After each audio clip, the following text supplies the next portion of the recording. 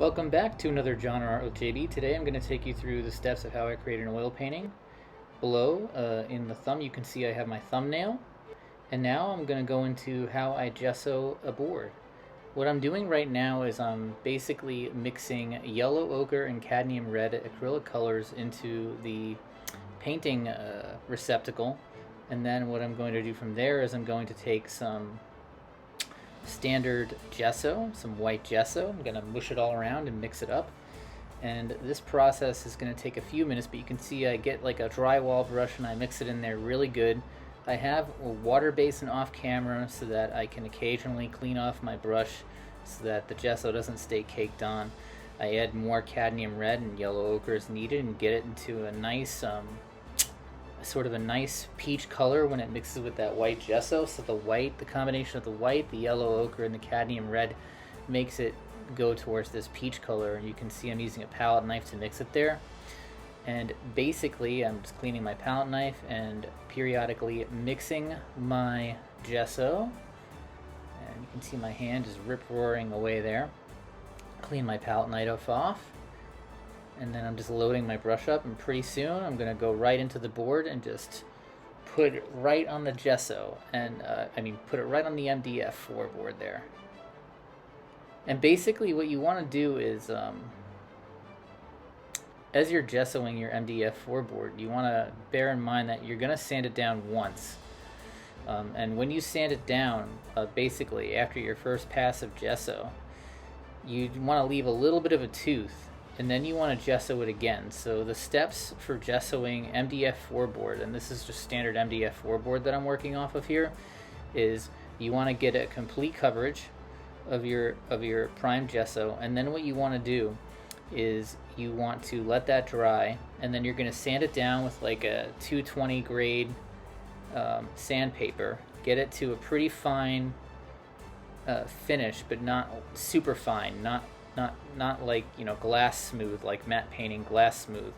And then once you have a tiny bit of a tooth on there, you want to gesso it again. And that's what I'm doing here is I'm actually going in. This is actually my second pass. I've already sanded the board at this point. And you want to gesso it again, and then you want to get it as fine as you can, but leave a little bit of tooth on there and let it dry. And at that point your board will be done.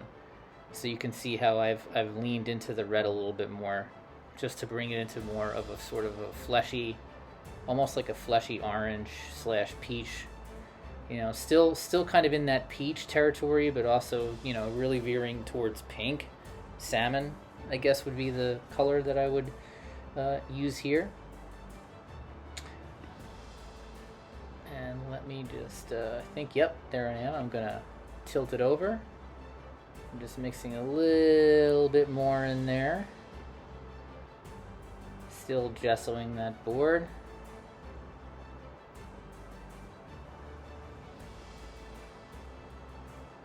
And then in a few minutes what we're going to do is jump to me working on my underdrawing, and I'm going to be basing my underdrawing off the thumb I showed you earlier in the video.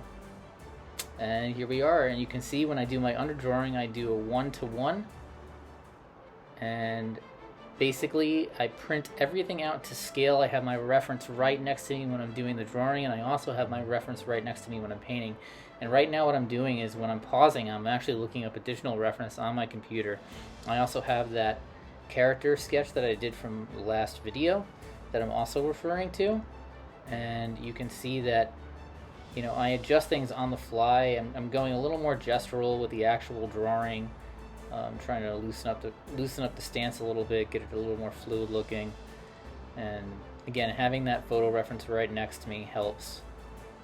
And what I'm going to do is I'm going to draw this sort of like, you know, Mulan type warrior, right? This sort of, you know, sort of kung fu inspired, you know, warrior in the foreground here, and she's going to be squaring off against like some imps or demons or something, and she's going to have her dragon in the background, her companion, fire-breathing dragon that she rides. And the dragon, I got quite a bit of reference for that, and I went with, I wanted to do my version of like an Eastern dragon, because I do a lot of, you know, like I was saying in my previous video, I do a lot of Western inspired imagery, you know, a lot of, you know, things that come out of Western-inspired sci-fi, Western-inspired, you know, medieval folklore and fantasy, like, you know, Middle-earth, Tolkien, just stuff that's been rooted in more of a Western tradition. So I wanted to branch out and do something, mine from that Eastern aesthetic a little bit, you know, really get into, okay, what would be my take on this sort of like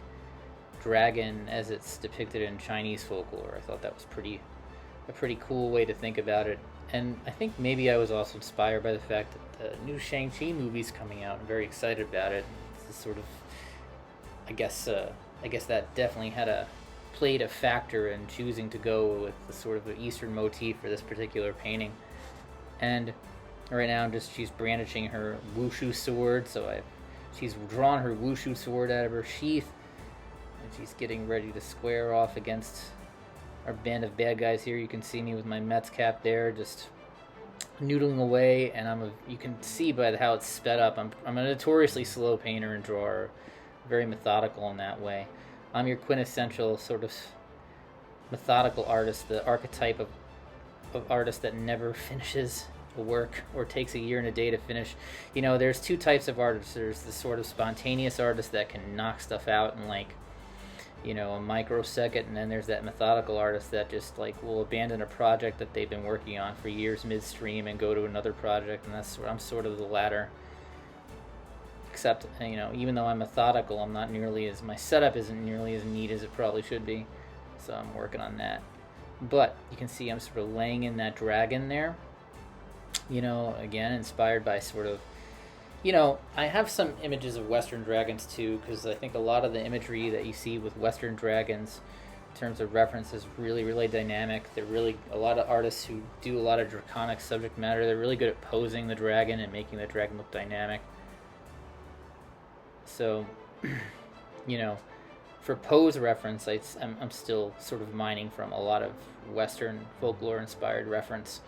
But for the dragon itself, sort of the aesthetic and the way I wanted to depict the features of the snout and whatnot, I'm really leaning into that Eastern dragon motif. The only thing is I did give him, like, you know, winged arms.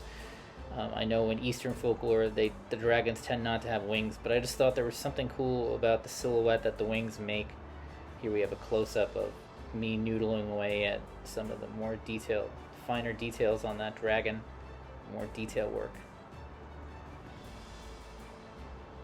And we're just going in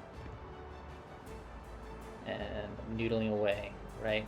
I wanted to bring a cat-like quality to the snout of the dragon here. And, you know, I'm not really worried about the smudging, you know, that's going on right now with the gesso.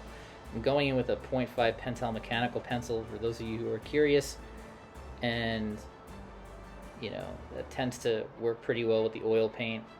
I'm going to be, my next few videos, I'm going to be going into, you know, how I would do my palette, how I would integrate, you know, the actual color of the gesso into the piece. The reason I do a peach colored gesso is for flesh tones. I find that you can really, if you have a lot of heat right off the jump in your flesh tones, that's really beneficial when you're trying to do faces.